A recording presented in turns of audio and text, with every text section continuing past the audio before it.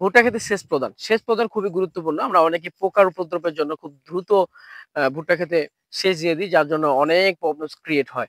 এজন্য উপযুক্ত সময় অর্থাৎ ২০ থেকে ২৫ দিনের মধ্যে আপনার ভুট্টা ক্ষেতে পানি দিবেন, তাহলে উপযুক্ত আপনি ফলন পাবেন। আমি একটা জিনিস দেখাচ্ছি যে পাশে যে ভুট্টাটা এটা আর আমি যেখানে দাঁড়ায় আছি সেই ভুট্টা সেম সময় একই সময় লাগানো। তো শুধু খালি এখন পার্থক্যটা দেখাচ্ছি আপনাদের কিরকম। দেখেন খুব ছোটতে পানি দেওয়ার কারণে যে প্রবলেমটা হয়েছে, দেখেন ভুট্টার গাছগুলো এখনো কিন্তু ছোট আছে। পাশে যে ভুট্টাটা দেখছেন এটা আর এইটা সেম সময় একই সময় লাগানো, একই দিনে লাগানো।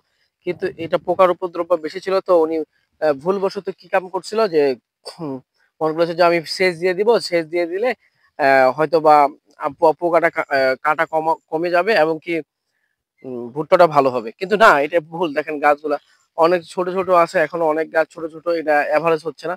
পাশে যে ভুট্টাটা দেখছেন আপনারা, এই ভুট্টা ২৫ দিন পরে ২৫ দিনের মাথায় পানি দেওয়া হয়েছে। আর এটা পানি দিচ্ছে ১৪ দিনের মাথায়।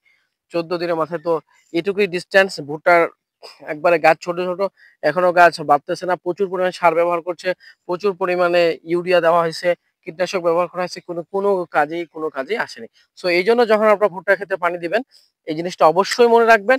আপনার গাছ যত বড় হয় পানি দিবেন, আপনি তত ভালো হবে এবং কি আপনি তত ভালো ফলন আশা করতে পারেন। তো সকালে ভালো থাকবেন, সুস্থ থাকবেন, আমাদের সাথে থাকবেন, আমাদের চ্যানেলের সাথে থাকবেন। লাইক, সাবস্ক্রাইব করবেন। ভালো থাকবেন।